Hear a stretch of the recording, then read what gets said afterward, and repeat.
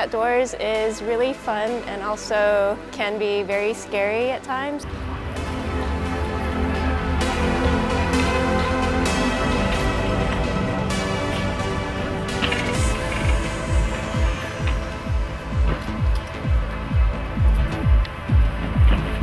Oh, taking it outdoors is completely different than playing indoors. Like, I think inside the gym it's playing, outside it's like a completely different mental thing, and it's a lot more about kind of your mental fortitude. Like, you know you can do something because you've done it before on something soft or inside where it feels safer, even if it might be exactly the same.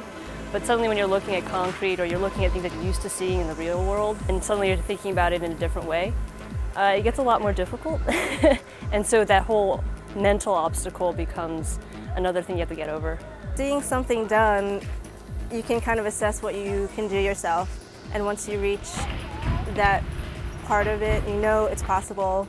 You don't really want to go after it to start. You kind of just know what you need to do to get there. You don't just go and try it. I think it's more dangerous than training indoors because indoors there's soft mats to fall on, but outdoors, you know, if you fall, you fall on concrete. If you bang your knee against an obstacle, it's a concrete obstacle, and the possibility of getting hurt is definitely more real. I think outdoor training compared to indoor training, the danger level is higher outside, I feel. Because indoors, especially with props, you can arrange props a certain way to work on a certain skill, whereas on the outside, the obstacles are fixed.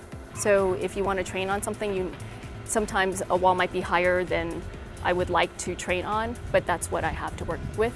And then indoors, you can find a prop that will be higher or lower depending on what you're working on. And it's padded, so you're not as scared, and I think that helps with the mental block.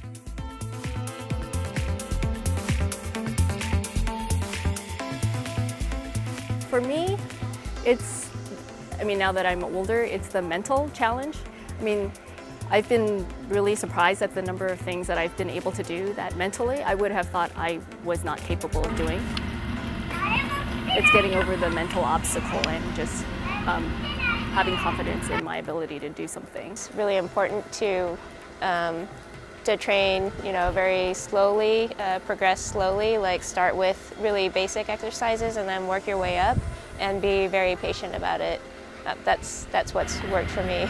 I'm really scared of hurting myself and falling, so when I train outdoors and I train slowly and progress slowly, it feels really good when I finally get a movement. And I think that's kind of what makes me excited about parkour, because I get to face the fear, and then when you overcome it, it feels real nice. Pretty much everything you can do, like all the crazy stuff you see on YouTube, it can be broken down into steps, and that's why so many of these practitioners are really big into the whole idea of progression.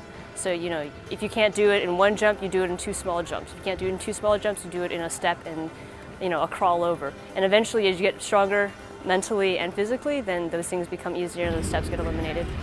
I've been here before, I've seen that before, and I couldn't do it, and then now you can. And the only thing that's changed, the environment hasn't changed at all, so it's all internal, it's all here. And so you can measure your progress against physical objects, and that's pretty special. As adults, our bodies aren't conditioned for it, so it really takes a long time physically to build up the fortitude to do that.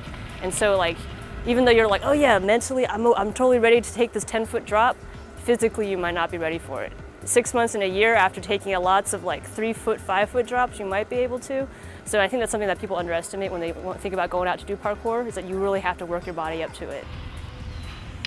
One of the most exciting things to me about learning parkour is learning things that I thought I wasn't capable of doing. So recently, it was scaling a wall, and if you asked me, I was like, oh, let's jump over this, or let's get over this or onto this, I would have said, oh no, that's not something I could do, and I would never have thought of it.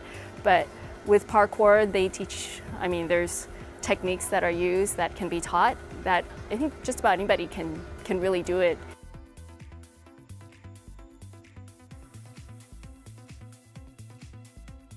My friend Michelle told me about this Bay Area group that does parkour, and I had seen it in really cool movies like Casino Royale and stuff. So when she told me, that she was going to go to beginner's class, I was like, oh sure, I'll check it out with you too. And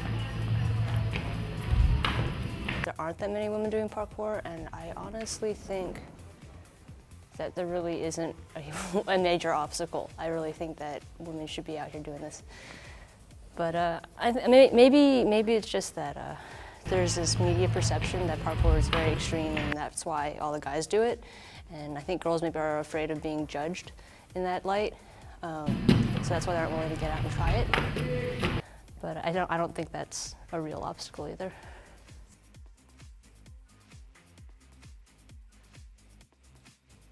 I mean, besides the physical exercise and the sense of community and getting to see cool places in a different light because you're looking at it in terms of how I can navigate it, I think I get a real sense of empowerment, really.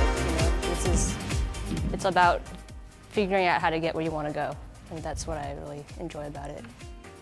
The question that playing on concrete can be dangerous, so it's always good to test your abilities and really push yourself indoors so that when you go outdoors you don't have to. I also started in a gym, so I don't think there was any chance I was ever going to do parkour if I had to start outside. But because I had an opportunity to try it inside first, then it was a stepping stone to progressing to outdoors.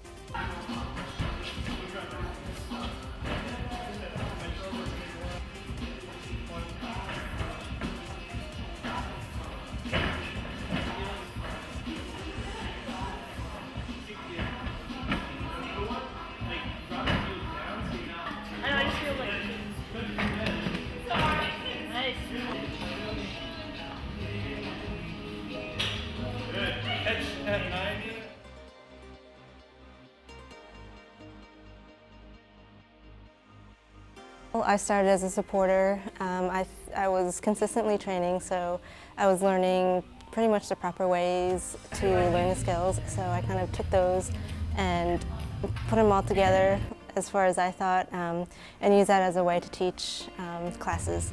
So specifically women, because I know that we learn differently and we have a different way of learning and doing things. So I kind of just took everything that I knew as far as my experience and translated that into classes.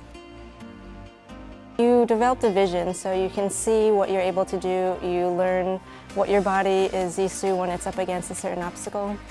So when you're outside and you see a wall, you can kind of compare it to something that you're used to doing, something that you've perfected, and you just can translate it and be really safe and careful outdoors.